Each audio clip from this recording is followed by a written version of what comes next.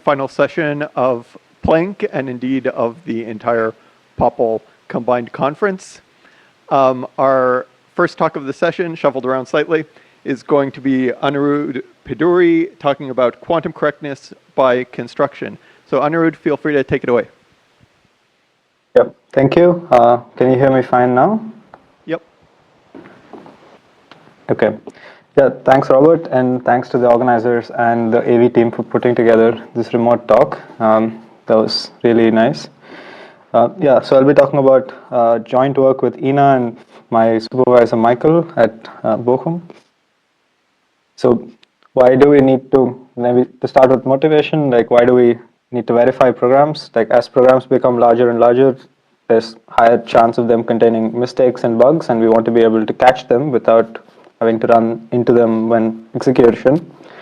So yeah, there have been a lot of different approaches to verifying programs. Like there have been logic-based approaches and more rigorous things like unit testing, where people just write different tests and you can check programs. But unfortunately, for quantum algorithms, we do have a few challenges that we don't have in classical programming. The first is there's generally a lack of hardware to run larger quantum algorithms, so you can't really use strategies like unit testing. And even if you could, there is an issue of measurements collapsing the state, so you can't really inspect values the same way you would when debugging classical programs. So you somehow need a more formal way of reasoning about quantum programs to actually check that they're correct without having to run them and inspect like intermediate values. So like a very standard way of doing this is using Hoare logic, where you specify the correctness of a program by giving a precondition and a postcondition. And what this means is for any input state that satisfies a precondition, if you run the program on that, the output state will satisfy the corresponding postcondition for the program. And there are two main philosophies or ways of approaching such a verification, like approaching verification in this model. The more standard one that most people are familiar with is post-hoc verification, which was pioneered by Hoare and a lot of later work to that, where you start with a program that you're interested in proving and you have a specification that you want to prove that the program satisfies, and you go about reasoning on that. So this is a standard bottom-up approach where you try to prove things about each statement in the program and combine them to put together a proof for the entire program. But unfortunately, this usually requires you to have the whole program beforehand so that you can actually reason about it bottom up.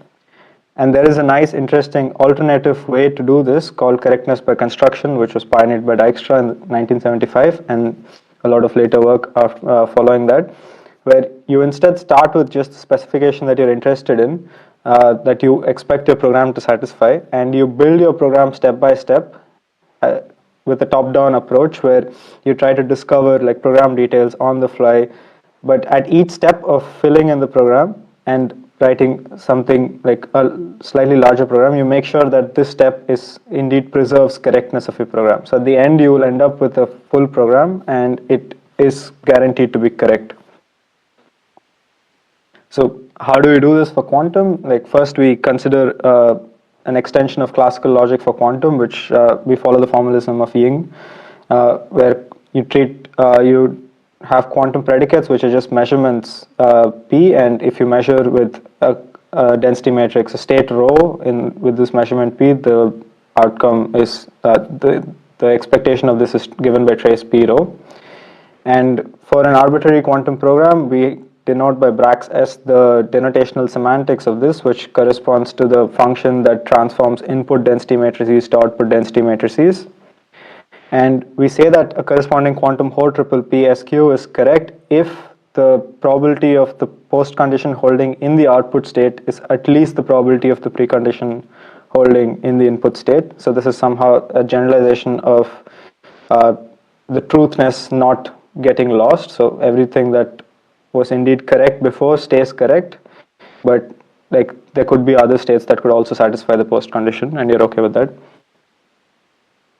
So we take a simple quantum programming language which has all standard instructions that you would have in a quantum circuit, but it also has control flow based on classical measurement outcomes in this if and while construct. And this while is this repeat until success paradigm that was described in an earlier talk. So you repeatedly measure with this binary measurement B on a set of registers Q, and if the output is 1, you keep repeating the program body S. And in our work, we extend this language with an extra construct called a hole, or in this case, a typed hole, which has this context PQ, that is the corresponding predicates that you want the final program to satisfy. So in the end, we will fill in this hole with a program that contains no holes. And the way we fill it in will guarantee that the whole triple PSQ will be true at the end.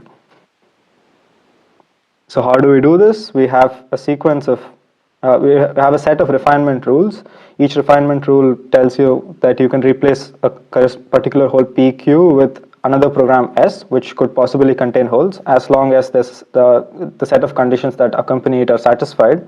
And the nice thing about this is once you fill in a hole with a concrete with a different program, you can completely forget about the initial specification PQ and only worry about the remaining holes in the program that you need to continue filling in. So maybe a few examples of how these refinement rules look like. One is you can just fill it in with just initializing a quantum register, as long as you check this matrix inequality on the right is true, and here A less than B is just in the Loeffner order over positive different matrices.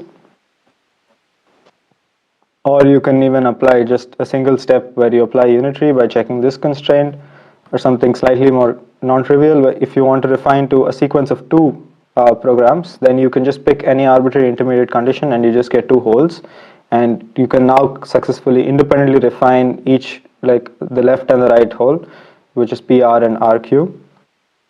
And some things, an extension of the sequence, if you want to repeat a program a finite number of times, then you just need to find a sequence of predicates R0 up till Rn that satisfy this constraint, and the body has to basically satisfy Rj to Rj plus 1 for every j from 0 to n minus 1. So later on, when you fill in the body of the program, you just need to check this constraint for each of the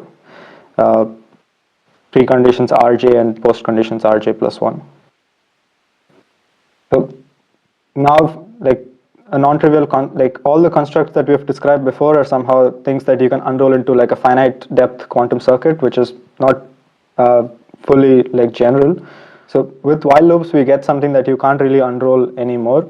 And for this, we have a slightly more non-trivial rule, which says that you can refine it to a loop, and the body is so such that like you find a sequence of sequence of predicates R0, R1 up to like for every natural number Rn, which converge to a limit R, and the limit has to satisfy a certain constraint on the precondition.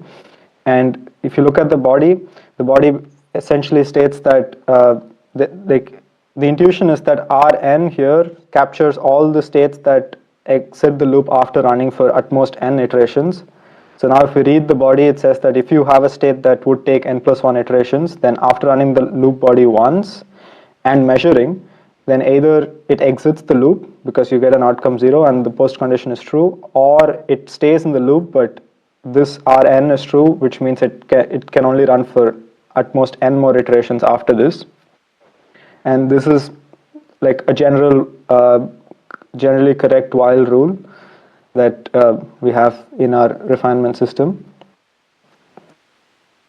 And in the paper we prove that the refinement system that we provide is both sound and complete. That is, if you here arrow star means that you've applied a refinement 0 or more times.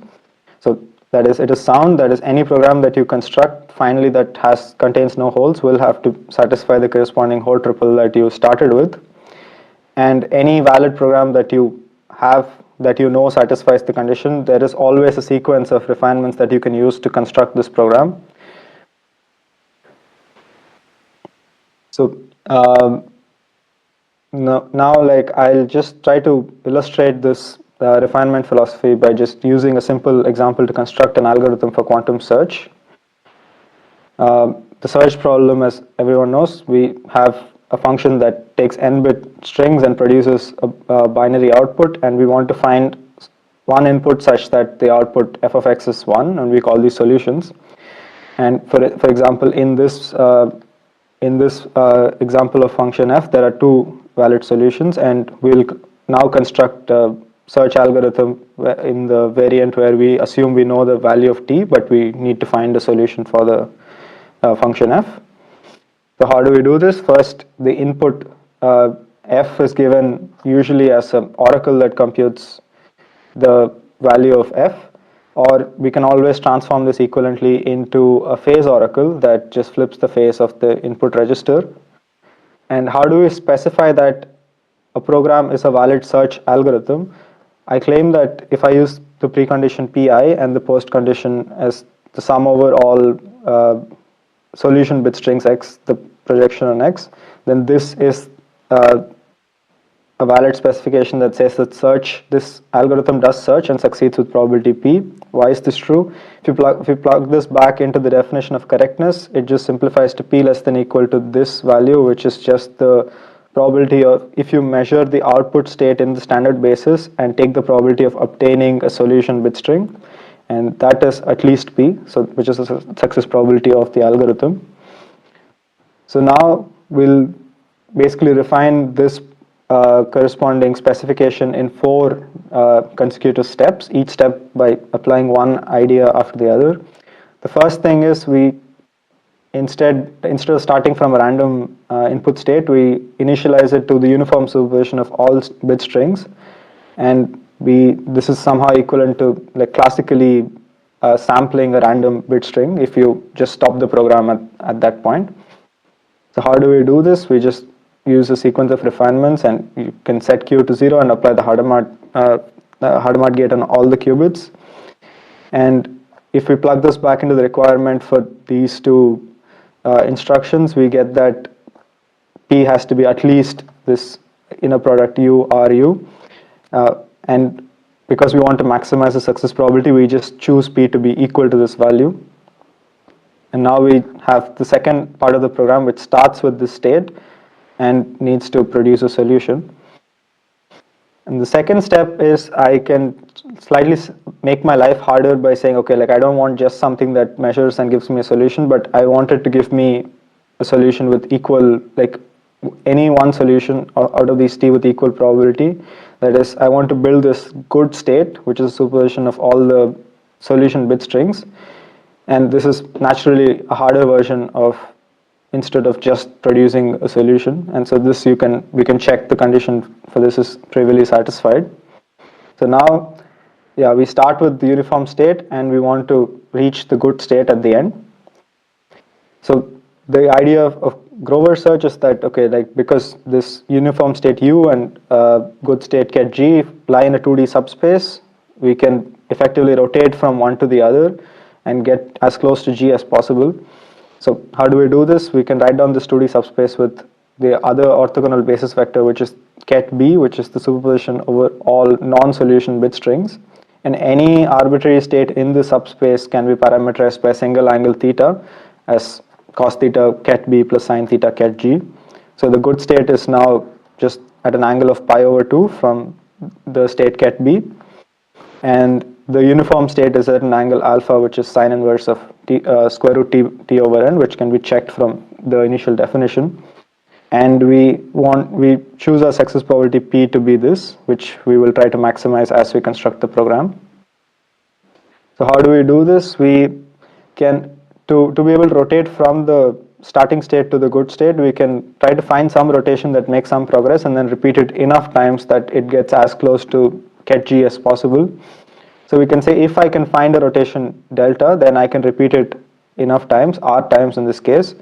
So this delta is something that I'm going to try to figure out later on. But for now, if I have a rotation by delta, then if I repeat it r times, then I want this r delta to be close to pi by 2 as possible. That is, this success probability p, the expression simplifies to just sine square alpha plus r delta, and I want this to be as close to 1 as possible.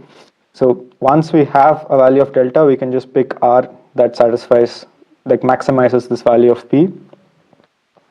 And we can simplify this loop body by just saying, instead of only having to rotate by delta for these particular input states, it has to work for every state, which is just a harder constraint.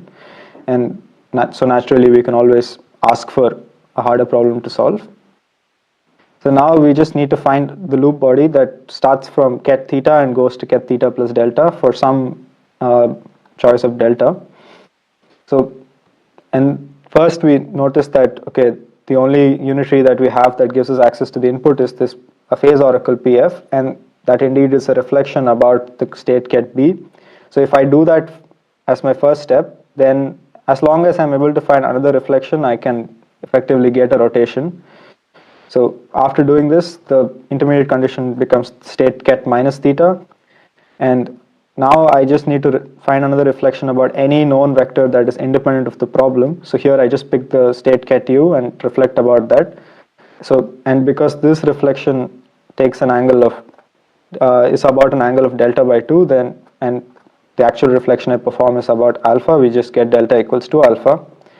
So we just plug this back into our definition for P, which gives us the success probability of sine squared 2r plus 1 times alpha.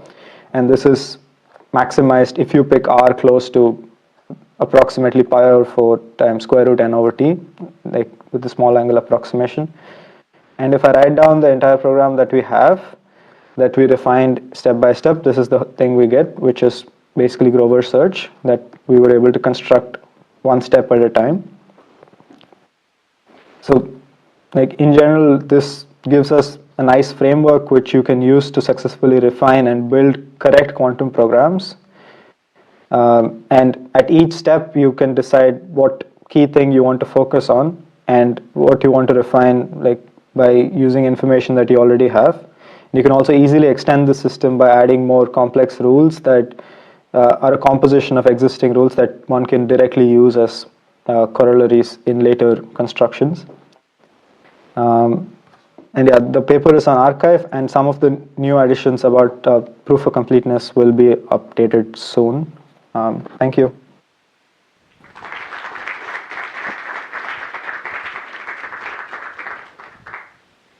Thank you. So we have time for questions.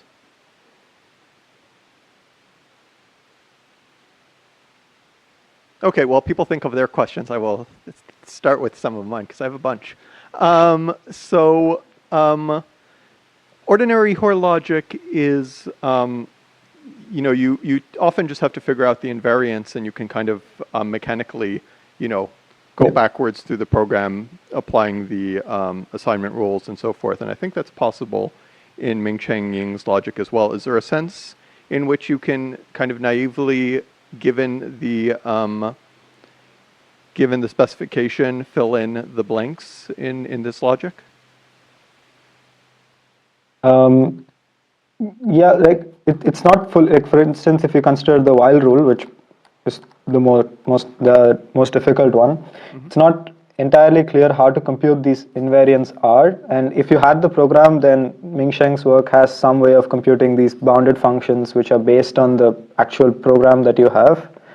So it's not fairly like straightforward that you can compute it. And I think in general, if you have a very large program and you just know the specification that you want the whole program to satisfy, it's really not clear what you want each sub-step in your program to satisfy. If it's just one or two things, then you can maybe reverse engineer and figure it out. So I think the idea of QbC is that it gives you a natural way to do forward reasoning where you try to figure out like, okay, if I want my whole program to satisfy something, what should the subparts of it satisfy? And then you can combine it with the standard post-hoc approach to like somehow meet in the middle and like verify large programs. Neat. Other questions?